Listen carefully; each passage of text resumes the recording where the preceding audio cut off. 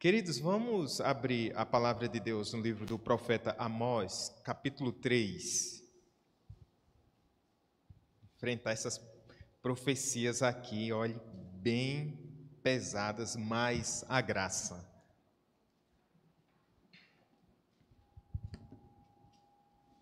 Há convite para arrependimento, mas há alertas da parte do Senhor. Capítulo 3. Vamos estudar hoje dos versículos 1 ao 8. Amós, capítulo 3, versículos do 1 ao 8.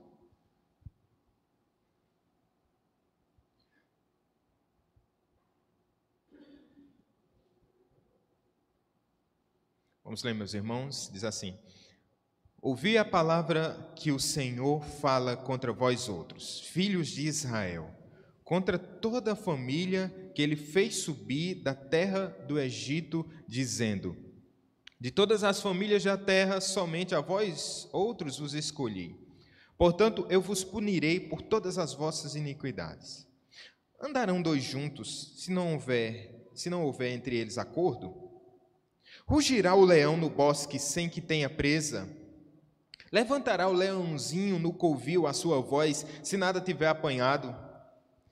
Cairá a ave no laço em terra, se não houver armadilha para ela? Levantar-se-á o laço da terra, sem que tenha apanhado alguma coisa? Tocar-se-á a trombeta na cidade, sem que o povo se estremeça? Sucederá algum mal à cidade, sem que o Senhor o tenha feito? Certamente, o Senhor Deus não fará coisa alguma, sem primeiro revelar o seu segredo aos seus servos, os profetas. Rugiu o leão, quem não temerá? Falou o Senhor Deus, quem não profetizará? Vamos orar? Obrigado, Senhor Deus, porque a tua palavra ela é viva. O Senhor usou profetas, homens segundo o teu coração. Revelou a eles a tua palavra, através dos profetas do Antigo Testamento, do Novo Testamento, os apóstolos, outros homens que o Senhor inspirou. E hoje nós temos essa palavra profética, ó Deus, que a tua graça seja sobre nossas vidas, que com a tua graça e o poder do teu Espírito Santo venhamos compreender essa mensagem e possamos ser encorajados enquanto igreja, individualmente, Senhor, a seguirmos, ó Deus, os teus caminhos com a vida de arrependimento, de busca e de fé. Em nome de Jesus. Amém. Meus irmãos, nós estamos constantemente sendo alertados. Já percebeu isso? Por exemplo, alertados quanto a algum perigo. Eu estava ali sentado e estava percebendo que essa caixa de som, nesse pedestal, tem uma rachadurazinha lá no começo. Não sei se vocês já perceberam. É um aviso visual. Está começando a romper. Alguma coisa precisa ser feita. Ora, se iremos fazer ou não, é uma questão do conselho, né? A gente vê isso. Mas, veja, não sei se vocês, na experiência de estarem na estrada, um veículo que passa na nossa direção, vindo ao nosso encontro, ele corta luz. Isso já deixa qualquer motorista mais atento em alerta, né? O que está acontecendo? Será que tem algum animal na pista? Será que ocorreu algum acidente? O fato é que, se você for prudente, é bom diminuir a velocidade e ficar bem atento. Isso é um sinal. Nos prédios tem alerta de incêndio. É um sinal. Placas que alertam sobre riscos de tubarões. Já foram lá em alguma praia que tem esses alertas? Boa viagem, né? Perigo, área sujeita a ataque de tubarão. Eu fico bem desconfiado. Não gosto nem de chegar perto, mas tem gente que surfa, tem gente que pega onda, tem gente que enfrenta esse mar, tem gente que é corajosa, né? Eles desprezam, de certa forma, minimizam alertas que são importantíssimos para quê? Para a preservação da sua própria vida. Alerta de tempestade, já viu? Vai saindo de casa, alguém ainda assiste um telejornal, ou pelo menos vê no smartphone, né? Vai chover, às vezes a gente fica olhando o que é que vai ocorrer de previsão durante a semana, mas basta dar uma olhadinha para o céu assim, as nuvens carregadas, aí, eita, eu acho que eu vou enfrentar uma chuva. Se você for bem precavido que nem eu, gosto de andar com guarda-chuva bem grandão, Raquel ficou com vergonha de mim essa semana, né? A gente foi para a rua, eu disse, eu vou com o meu guarda-chuva. Eu disse, não, Érica, é muito grande, tu vai levar isso, tá? Estou passando vergonha. É bom assim. Mas tem gente que não dá valor aos sinais. Vai tomar banho de chuva. No mínimo vai pegar uma gripe. Veja que, diante de tais avisos, se a gente desconsiderar estes, somos tidos como culpados se ocorrer alguma coisa. Ora, uma vez que você viu, ou uma vez que você ouviu, ou uma vez que você foi alertado, se ocorrer alguma coisa, você já não pode ser tido como inocente na situação. Amós está aqui, vindo em direção ao povo de Israel, e ele está dando um corte de luz. Porque eles já receberam uma mensagem da parte de Deus. Há um penhasco. Israel está indo de maneira desenfreada.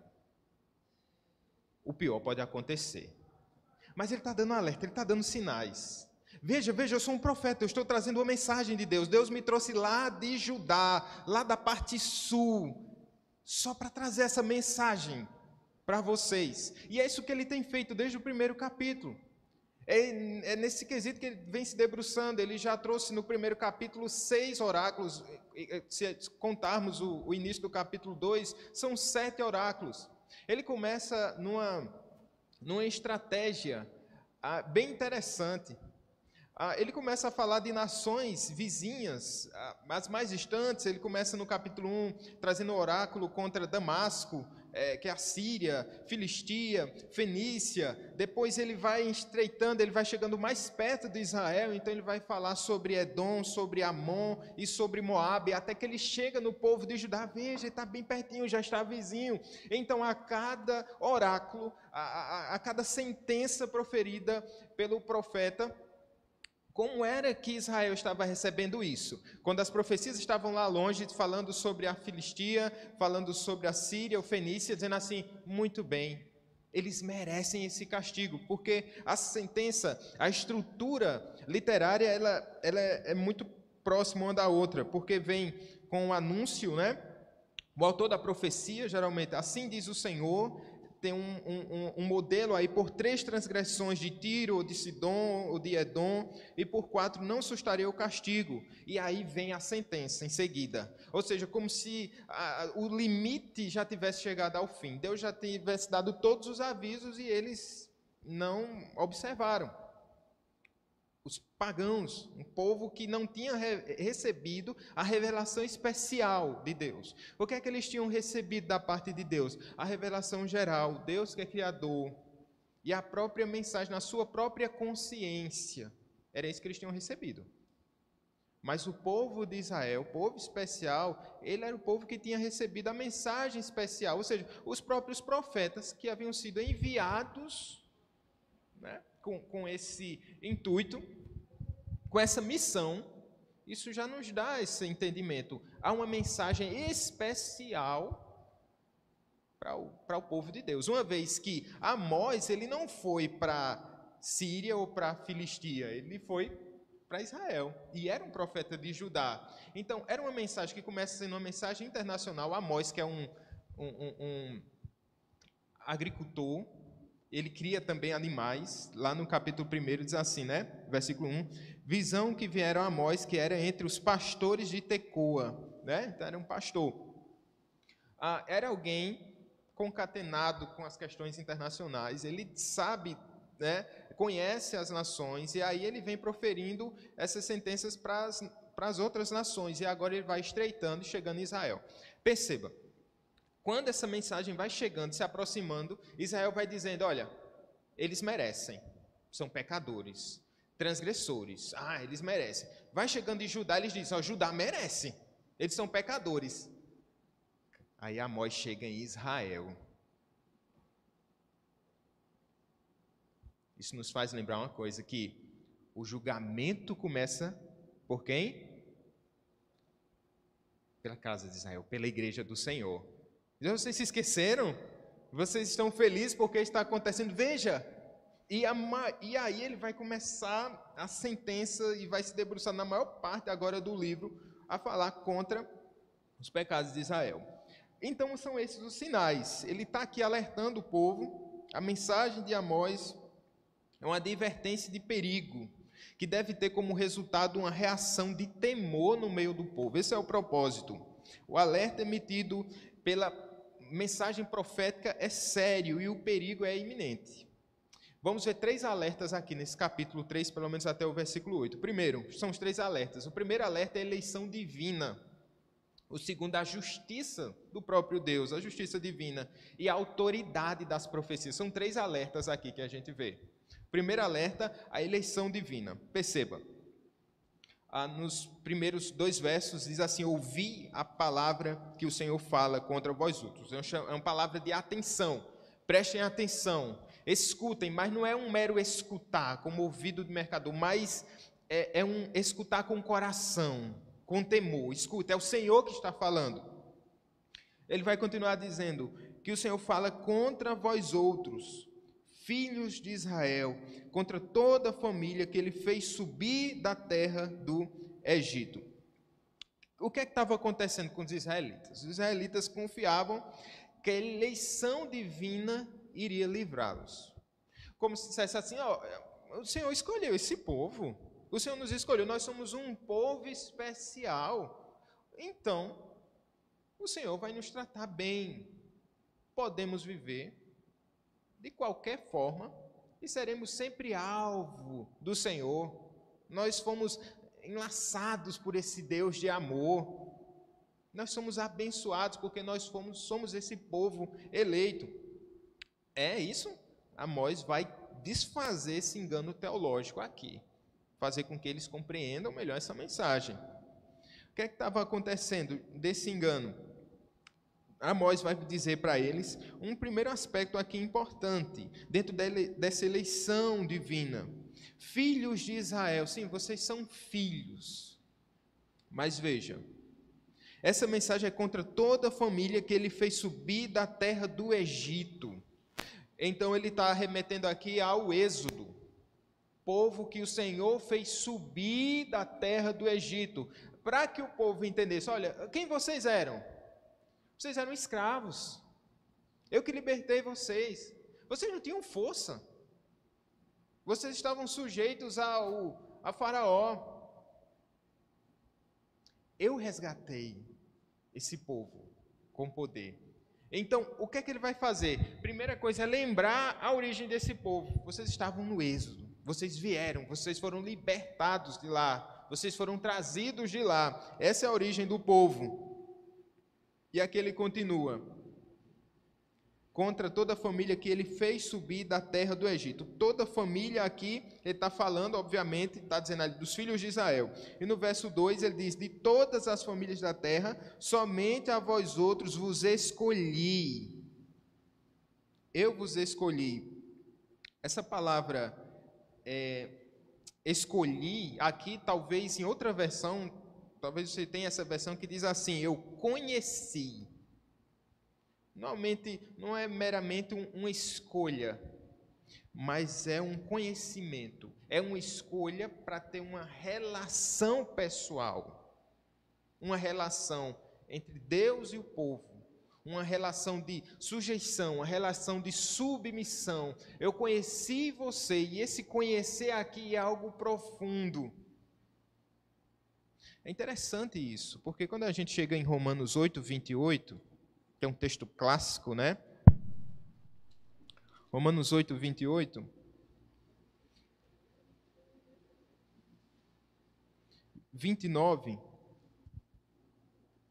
Porquanto aos que de antemão conheceu, também os predestinou para serem conformes à imagem de seu Filho. Aos que de antemão conheceu. É interessante isso, porque é um conhecimento prévio do Senhor, um conhecimento em amor. Deus conheceu antes do surgimento desse povo, porque ele já foi criado no coração de Deus. É uma eleição graciosa.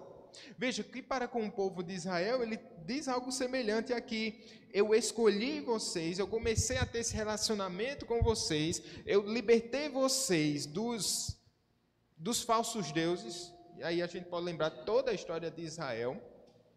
para estar junto de mim. Só que, o que é que acontece diante disso?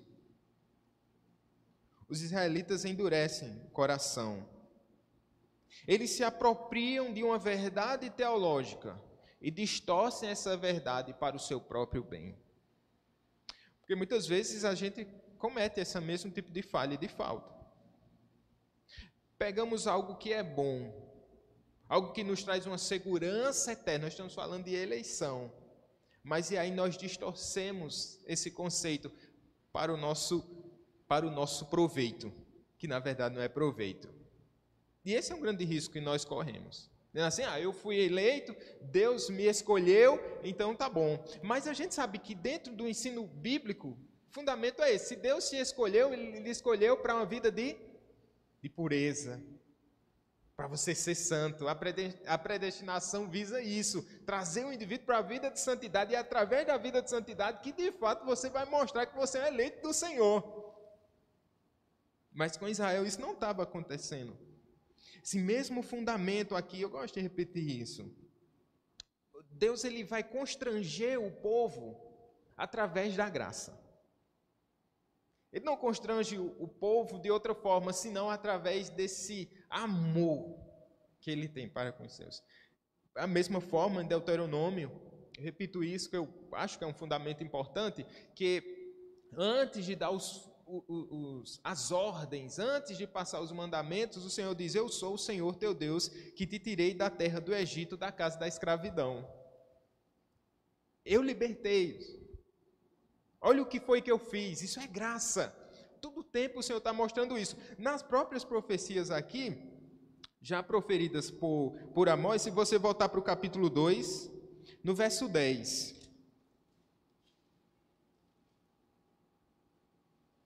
A partir do verso 9, diz assim: todavia eu destruí diante deles o amorreu, cuja altura era como a dos cedros, o que era forte como os carvalhos, e destruí o seu fruto por cima e suas raízes por baixo.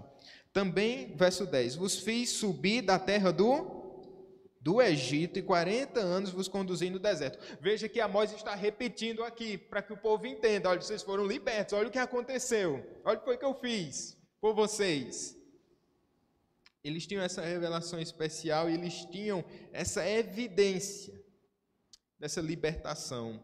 Da mesma forma que o Senhor nos libertou do pecado, através do Senhor Jesus Cristo. Essa é a graça do Senhor. Ele nos libertou. Como pode, então, a gente voltar a praticar as práticas antigas, a viver como outrora? Se o Senhor já nos tirou de lá, se o Senhor já nos fez subir do Egito. É importante esse alerta. Amós está dizendo: não é bom o que vocês estão fazendo. Vocês estão tripudiando da graça de Deus. A eleição divina, ela requer responsabilidade. O comentarista diz: a igreja de Deus não pode jamais escapar dos perigos de sua singularidade. Veja, singularidade é uma escolha. Eu estou em evidência, mas aqui há um perigo. Essa singularidade, a gente não pode escapar dessa singularidade. Outro já disse: observe que os favores peculiares de Deus a nós, se não servirem para nos impedir de pecar, não servirão para nos isentar do castigo. Se essa graça não nos impedir de pecar, não vai servir para nos isentar do castigo. Por isso, é uma palavra de alerta para nós. 1 João 1, capítulo 3, que é um texto maravilhoso, vai dizer: vede que grande amor, né, Deus tem concedido o nosso Pai, ao ponto de sermos chamados filhos de Deus. Por essa razão o mundo não nos conhece, porquanto não conheceu a Ele mesmo. Aí ele diz, João: amados, agora somos filhos de Deus, e ainda não se manifestou o que haveremos de ser. Sabemos que quando Ele se manifestar, seremos semelhantes a Ele, porque haveremos de vê-lo como Ele é. E no verso 3, ele arrebata, dizendo: e a si mesmo se purifica todo que nele tem esta esperança, assim como Ele é puro. É uma resposta. Como é que nós respondemos essa graça de Deus? Vivendo de maneira pura.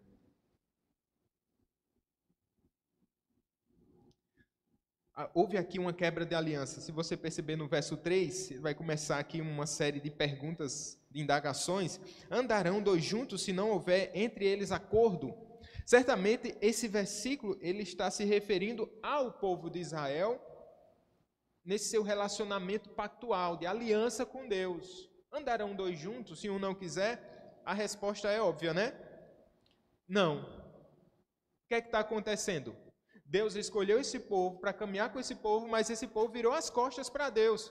Então Deus está dizendo, olha, nesse pacto, nessa aliança, que é um acordo, onde há responsabilidades, vocês não cumprem a sua parte.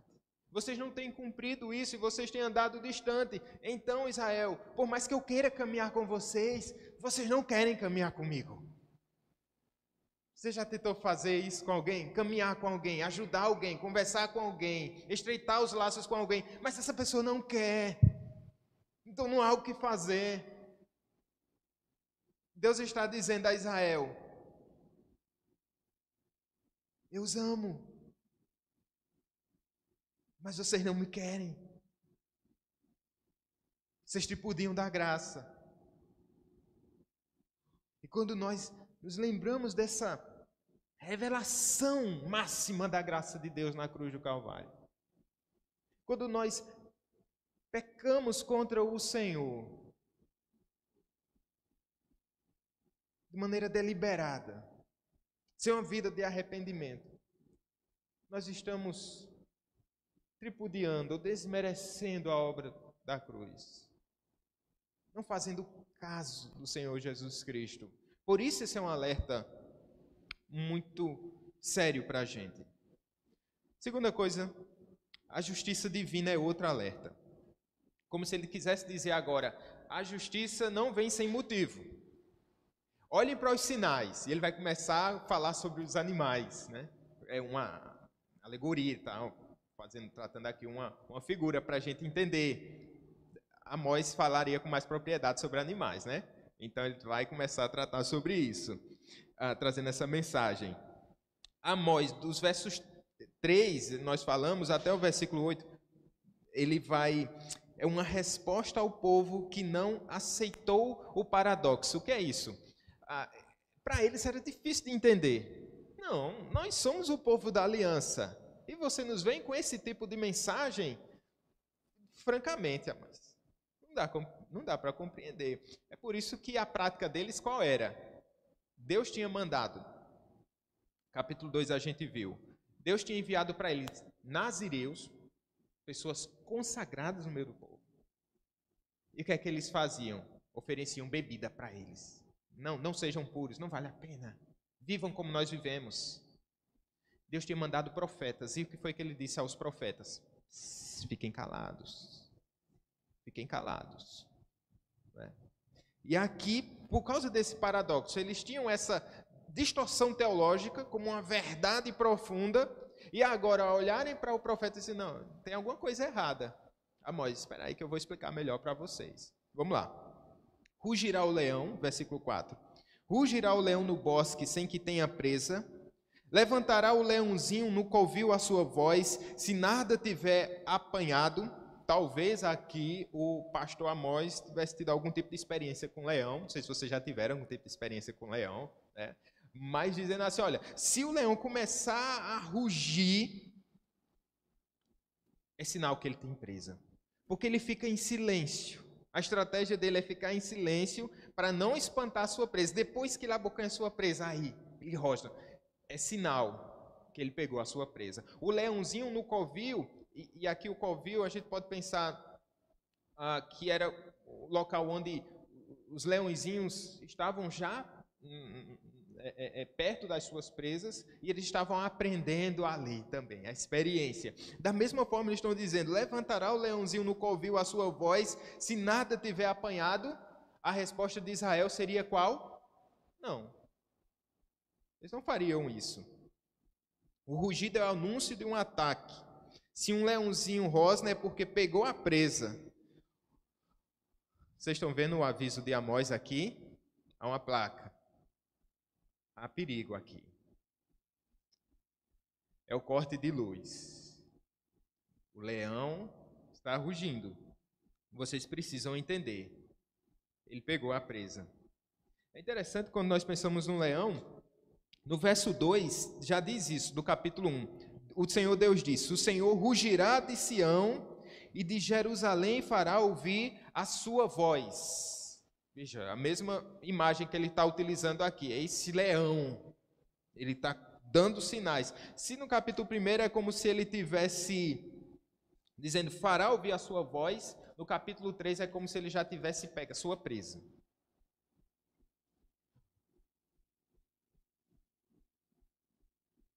Verso 5, cairá a ave no laço em terra, aqui a imagem de um caçador, né? Cairá a ave no laço em terra, se não houver armadilha para ela. Levantar-se-á laço da terra, sem que tenha apanhado alguma coisa. Justamente, se uma ave ela caiu em alguma armadilha, é sinal que ela foi pega agora. É sinal de que o fato dela estar ali, ela foi aprisionada, é a mesma linguagem que ele está querendo mostrar aqui. O povo foi pego e enlaçado em seus pecados. Então fiquem atentos a isso. Levantar-se ao laço da terra sem que tenha apanhado alguma coisa, qual seria a resposta? Não. Se não houver um pássaro, a armadilha continuará lá, obviamente. É lógico. Mas se houver e apanhar, esse é o sinal. Israel caiu no laço do seu próprio pecado. Verso 6. Tocar-se-á a trombeta na cidade sem que o povo se estremeça. Sucederá algum mal à cidade sem que o Senhor o tenha feito. Agora a imagem é outra, agora é a imagem da cidade. A trombeta era o sinal de quê? De ataque. Eles estavam sendo ameaçados, e quando o inimigo entrava na cidade, havia essa trombeta. Então, qual era o que iria ocasionar isso? As pessoas iriam ficar aterradas, estremecidas. A nossa cidade vai virar ruínas. Nós vamos morrer. Eles estão pensando isso. Veja, vai tocar a trombeta, sucederá algum mal à cidade. Aí que ele vai dizer uma coisa, né, que a gente precisa entender bem. Sucederá algum mal à cidade sem que o Senhor o tenha feito. Aqui ele não está dizendo que Deus faz o mal no sentido moral, né? Como o fato de Deus tentar alguém. Tiago capítulo 1, verso 3 vai dizer que Deus não tenta ninguém. Ele não pode ser tentado pelo mal. Aqui é o aspecto do mal moral. Aqui ele está falando do mal no sentido de calamidade. Deus provoca o mal, veja, como consequência do pecado. A causa e o efeito. Veja, se o povo tem andado distante dos preceitos do Senhor, o salário do pecado é a morte. Então é isso que está acontecendo aqui, não atribuindo ao Senhor qualquer mal no sentido moral. O caráter retributivo da justiça divina. Veja, nem sempre, irmãos, isso acontece de maneira imediata, não é a consequência do pecado.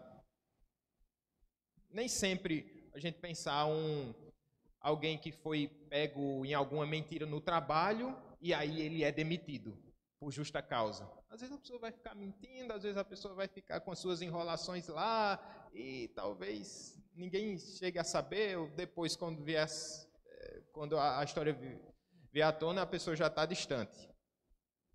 Nem sempre a consequência vem de imediato.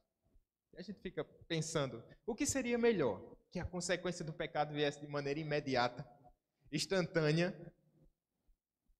Aconteceu, pequei, vem a sentença. É curioso isso, né? Porque por isso que nós pedimos ao Senhor que sonde os nossos corações. É por isso que nós rogamos a Deus que tenhamos essa vida de vigilância. Mas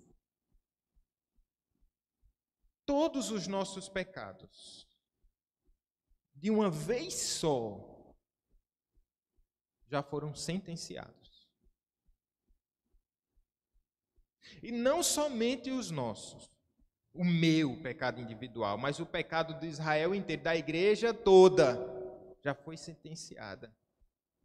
E Jesus Cristo já pagou pelos nossos pecados. Foi isso que ocorreu. Foi isso que ocorreu. No mais, precisamos ter essa vida de vigilância. Qual o segundo alerta? Há uma consequência aqui. O pecado ele tem uma consequência. Eu já falei para vocês, em memória, que o salário do pecado é a morte. Isso nos traz o alerta de dizer assim, tem gente que fica pecando de maneira deliberada, assim, né, às vezes como Israel, numa espécie de uma teologia distorcida. Eu sou eleito, eu vou viver de qualquer forma. Mas essa é uma vida muito perigosa. Eu me lembro antigamente que a gente tinha, antes dessa era digital, tinha aquelas máquinas fotográficas mais antigas, né? Você tirava as fotos, aí tinha um filme lá de 12 poses, 24, sei lá, 36, né? E aí você tirava as fotos e mandava revelar. Ou às vezes ficava com filme, né? Se você tivesse a máquina. E aí era cada surpresa terrível. Não sei se vocês já chegaram até essa surpresa, né? Manda revelar as fotos. Você acha que está uma maravilha. Quando chega, meu amigo, está terrível lá a sua imagem, né? Está desfocado, tá com muita luz. Sabe, irmãos, não é bom a gente ter surpresa. Nós já temos a garantia do perdão dos nossos pecados e nós podemos viver com essa consciência tranquila, numa vida de santidade, mesmo sabendo, olha, se eu cometer alguma falta, se eu cometer algum pecado, Senhor, que Tu me perdoes, que o Senhor me purifique, que o Senhor não permita que eu viva uma vida distante de Ti, ou de uma vida meramente movida por ritual, ou movida pelo culto público, mas que a minha vida, a minha devoção seja sincera na Tua presença, Senhor. Como é importante. E é por isso que a gente precisa dar graças a Deus, quando os nossos pecados são revelados. Você já se alegrou por isso? Às vezes num sermão, você diz, não é possível. Alguém falou a minha história para esse pastor. Alguém falou a história para esse irmão. E vai mesmo na ferida. E aí você está escutando lá um áudio, às vezes uma pregação pelo YouTube, ou algum irmão numa exortação individual, e seu coração ele é rasgado naquela hora. Essa é uma ação graciosa do Espírito de Deus, para que a gente não se acostume com a vida de pecado. E a gente é quebrantado, e a gente volta ao primeiro amor. E isso traz aquela alegria, agridoce, né? O meu pecado foi exposto, o meu pecado ali me moeu, mas eu recebo perdão e graça da parte de Deus. Para quê? Para que eu não seja surpreendido no último dia. Deus não nos chamou para uma vida de pecado, agora para uma novidade de vida. Isso é bom. Se o seu pecado foi exposto pelo Evangelho, rasgue o seu coração. Não saia daqui nessa manhã sem antes pedir perdão ao Senhor. E o desejo renovado de viver em novidade de vida. Esse deve ser o nosso desejo, deve ser a nossa busca. Deve ser a nossa busca. Terceira coisa, a autoridade das profecias. Esse é outro sinal. Eu já comecei, de certa forma, a falar isso para vocês. Sabe aquele negócio de quem avisa, amigo é? Servia para Israel, não. Porque Amós estava avisando aqui, mas ele não era tido como amigo, não. Por isso, lá no capítulo 7, eles estão bolando uma missão transcultural para Amós, que é devolver esse missionáriozinho para ajudar, porque ele estava incomodando muito lá para as bandas de Israel. Há uma tentativa de desqualificar a autoridade profética aqui. De onde vem a sua autoridade? Me lembro muito do apóstolo Paulo, quando exortando a igreja de Corinto, tinha um grupo lá reunido na igreja, meio que colocando em xeque as credenciais apostólicas de Paulo. Quem é você? Quem é você? Eu me lembro de Ló, lá em Sodoma, quando ele foi visitado ali pelos anjos para a libertação da sua família. Aquela passagem é interessante porque os moradores de Sodoma vão olhar para Ló, eles vão dizer assim: quem é você que chegou agora e já quer ser juiz entre nós? É uma tentativa, né? Quando você se levanta com a verdade do Evangelho, tenha certeza que você pode ser alvo de algum tipo de perseguição. Veja, isso pode acontecer também na nossa vida. Quando nós exortamos alguém, ou quando nós recebemos uma exortação de alguém, talvez do esposo, aí você sabe os podres tudo do seu esposo. Aí seu esposo vem lhe chamar a atenção, ou um irmão, aí você diz: quem é você para fazer isso? Quem é você para fazer isso com a sua história? Ao invés de receber essa mensagem com humildade, dizer, realmente, se é palavra de Deus, eu tenho que me sujeitar. Muitas vezes, qual é a saída? Desqualificar a pessoa que está lhe repreendendo. E aí falta humildade para receber. Ainda que a outra pessoa tenha as suas faltas, mas se ela está falando a verdade, verdade é verdade até na boca de qualquer incrédulo. Mesmo se o incrédulo vier lhe repreender à luz da palavra de Deus, se é a palavra de Deus, você deve receber com humildade. Evangelize o indivíduo para que ele se converta. Mas se é palavra de Deus, você precisa estar atento. E muitas vezes Deus levanta o mundo, né, para nos exortar. Levanta o mundo para nos repreender. Precisamos ter esse coração cheio de humildade. Se é palavra de Deus. De onde você é? Lá de Judá. De Judá. O que é que você nos traz? Assim diz o Senhor. Assim diz o Senhor. Eu preciso me quebrantar. Preciso me humilhar. No verso 7 diz assim: certamente o Senhor Deus não fará coisa alguma sem primeiro revelar seu segredo aos seus servos, os profetas. Amós somente sugere aqui que Deus não tratava com seu povo eleito como tratava com as nações pagãs, pois estas frequentemente descobriam que Deus, de forma inesperada, aborrecia-se com elas. Elas descobriam de maneira inesperada. Deus estava contra elas. Aqui Deus levanta o profeta para aquela própria nação. Deus revela os seus segredos aos seus servos, os profetas. Deus está mostrando aqui, esses profetas foram escolhidos por mim. E se eles foram escolhidos por mim e enviados por mim, é por amor. Vocês não podem desprezar esses profetas. Deus não fará nada sem antes revelar a estes. Deus faz algo semelhante com Abraão. Antes de Sodoma ser destruída, ele é avisado com antecedência ali. Isso acontece com Abraão. Verso 8. Rugiu o leão. Quem não temerá? Falou o Senhor Deus. Quem não profetizará? O leão rugiu. Qual deve ser a resposta? De temor. Como se Deus dissesse: olha, parem de ficar olhando para Amós. E o próprio Amós está dizendo aqui: o importante não é o mensageiro, o importante é a mensagem. E aqui a gente precisa deixar claras as coisas. Se nós falamos da verdade de Deus, precisamos viver de acordo com essa verdade, tá bom? Mas o foco aqui de Amós é justamente mostrar: vocês precisam atentar para essa mensagem. Veja o que é mais importante aqui. O Senhor Deus rugiu. Quem não temerá? Vocês irão temer? Qual vai ser a resposta? E a partir de então, até durante vários capítulos, essa vai ser a exortação. Pretende fazer isso com o coração dos israelitas. Ter uma resposta à altura. Um primeiro passo que precisa ser dado. Israel precisa aceitar o fato de que Deus anunciou o seu julgamento. Porque se eles não reconhecem isso, é perdida todas as profecias, não é? Não no seu efeito, Deus vai cumprir, mas no efeito individual, no coração de Israel.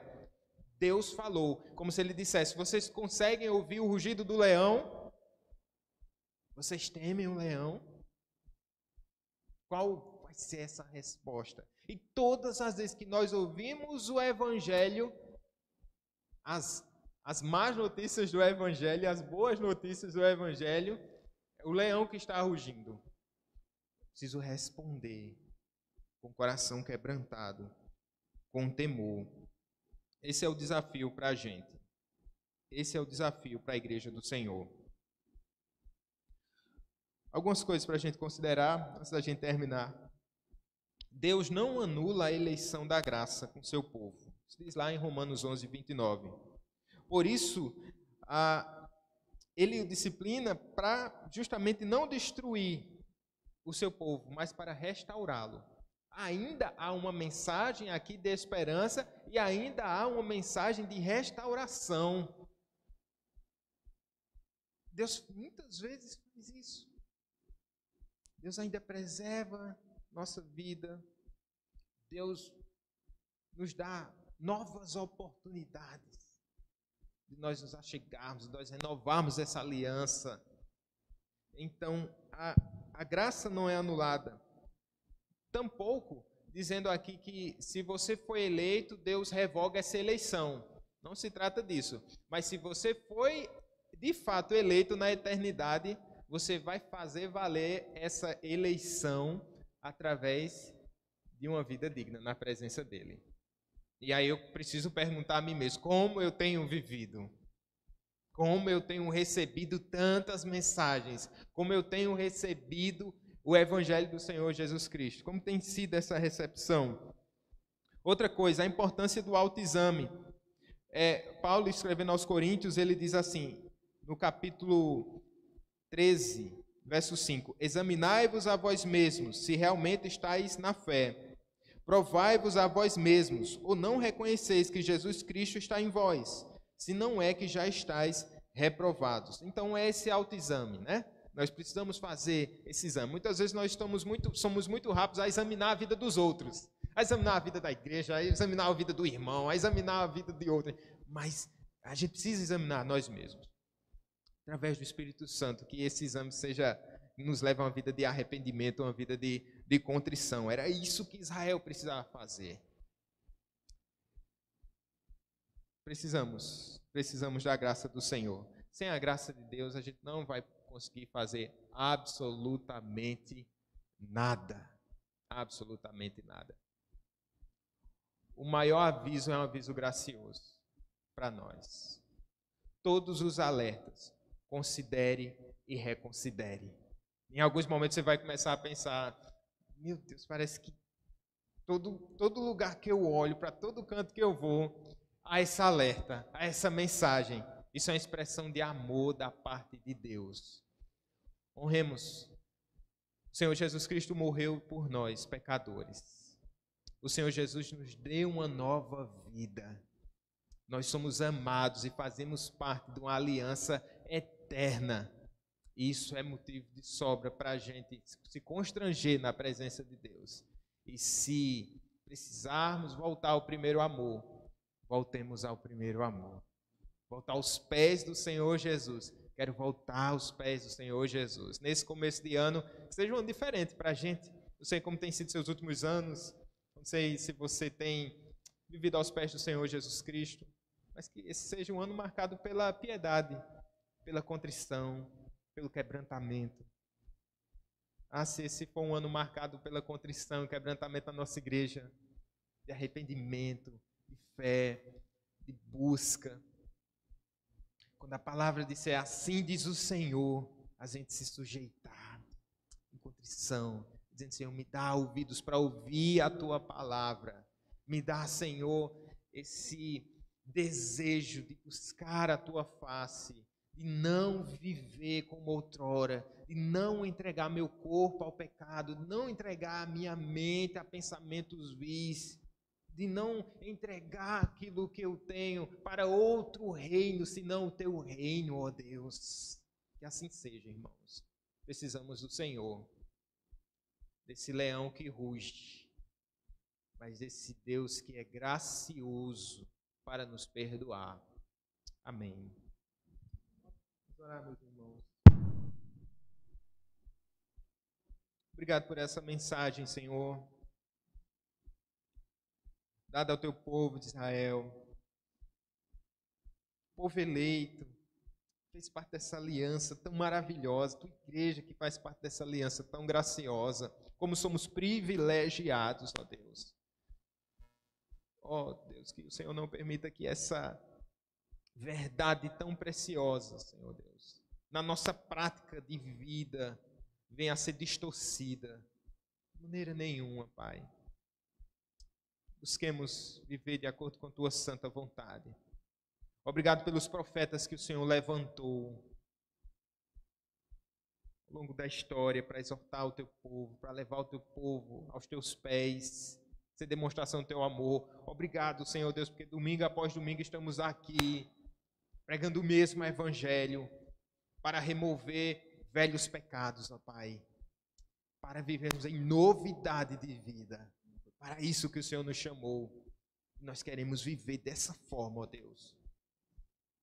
Cria em nós um coração semelhante ao de Cristo.